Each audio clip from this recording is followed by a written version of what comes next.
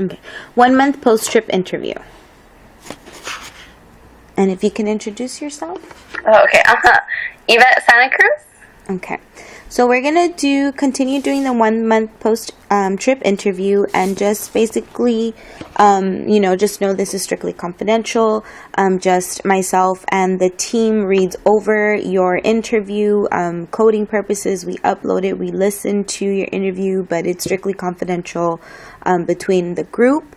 I do want to remind you that, you may choose to decline any answers. If you do feel like you don't want to answer one or want to answer it at a later time, you can do so as well.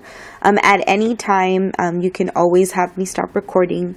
And just wanted to remind you as well that we will cover 3 topics for the interview, which is like support needed and received by SWAP students, gender and gender roles, and gender, racial, ethnic, and national identity.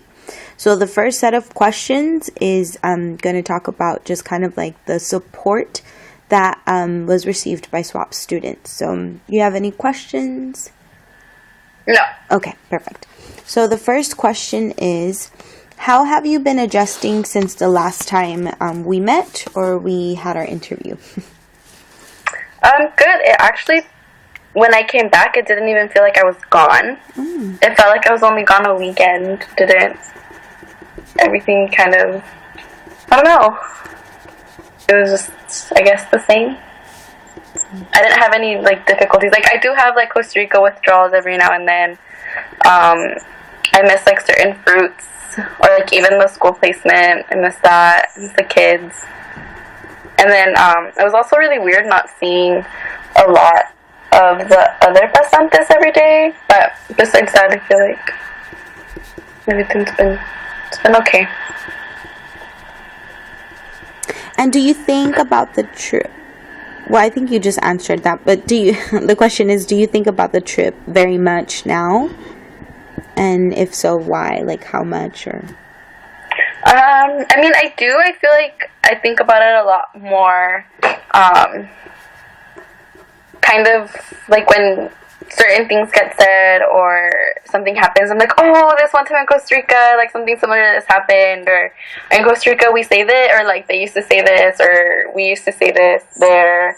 But yeah, I think it's just instances like that, or if it's family or friends I hadn't seen since I got back, I'll just start talking about it, show pictures, stuff like that.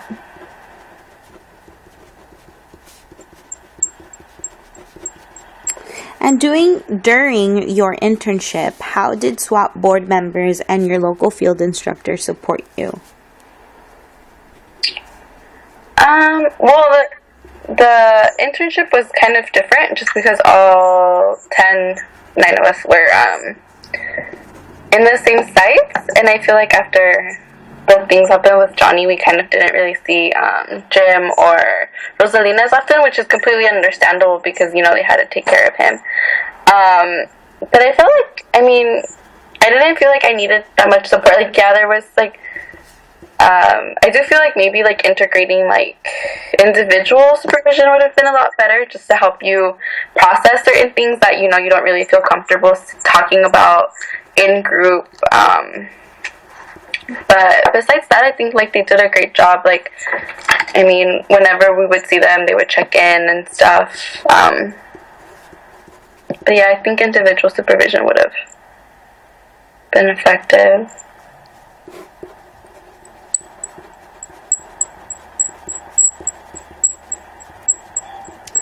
And what additional support would you have found helpful?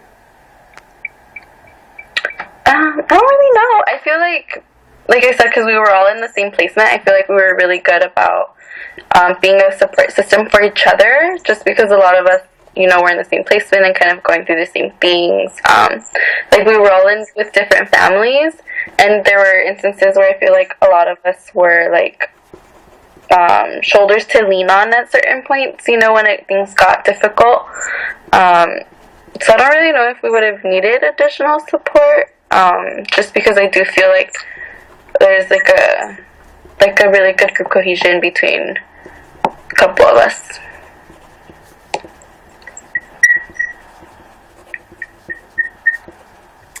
And how did SWAT board members help prepare you to manage cultural differences before the trip?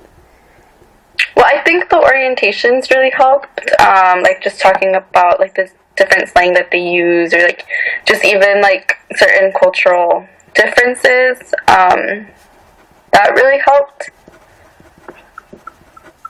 And I know, I think it was like during the second or third super or seminar we had, Jim talked a little bit more about it, about like the things that we were facing, just because we were getting called meeting goals, and that was really, really interesting, because I've never really seen myself like that. So like getting used to that, and like he kind of like, I guess, helped me understand like why that was, like why we were kind of seen that way.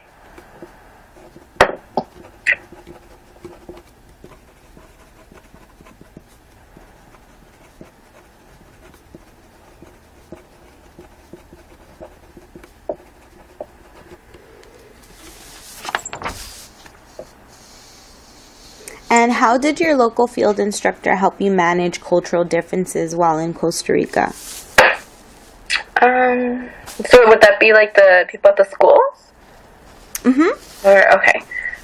Well, one of the schools, they're really a lot more, how can I put it? I guess involved. So I felt like they were a lot more helpful, or like they would just, I don't know, it was like a really nice environment where they made you feel welcome. And like there was, I think one day, I forgot what day it was, we were talking about like the differences in like language. Like, so certain words in Mexico mean completely different things in Costa Rica, and like vice versa, like really, really different things. And like having a laugh about that, and like kind of getting used to talking or speaking, I guess, a different form of Spanish, and they were really helpful with that. The other school, we didn't really interact a lot with the interdisciplinary team. It was just, they were there and we were there, and that was just sort of it.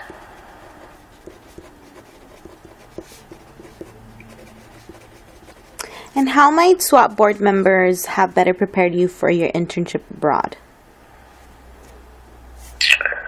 Well, I think one of the only things could have probably been like knowing our placements, and I know that wasn't entirely possible just because we didn't even really know them 100% until we met with the person, like our contact from La Una. So I know that was nothing, that was like out of everyone's control here, you know, but I feel like that would have been something that could have been helpful. I don't know if in the future that might be possible, if at all.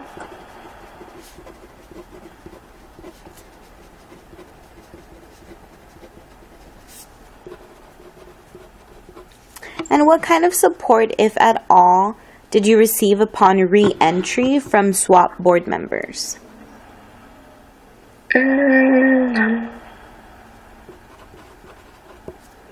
How effective was the support, or how effective was the support that SWAT board members offered? Like there, or? I think it's just like part A of that question of what kind of support, if at all, did you receive upon entry. So I guess I think it's just part of it. It says A, how effective was the support that SWAT board members offered? Oh, okay. I haven't really seen anyone. I mean, I think I saw Jim like once, and he was just like, "Oh, how are you?" And I was just like, "Good, missing Costa Rica." But that was really it, because he had to go teach a class. Well, how effective do you think it would be if you did have that support? Honestly, I don't think I need it, or like I needed it upon reentry. Like I said, I just felt like I was gone a weekend. Like it didn't even feel like I was gone for 6 weeks. And then even when I was over there, I only felt like I was there like a weekend too. It was just so soon. It was over too fast.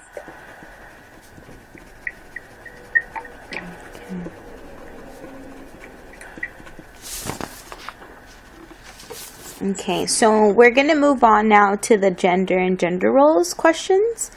And in what ways do you see traditional and or egalitarian gender roles in Costa Rica?